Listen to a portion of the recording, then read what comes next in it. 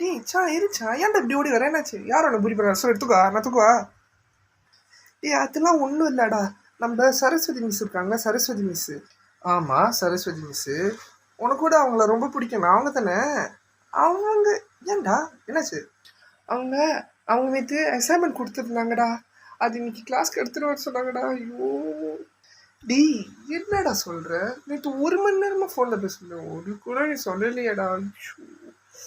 ஐயோ அந்த பொம்பளை அந்த ஒரு மினிக்கும் மானத்தை வாங்கிடுவேன்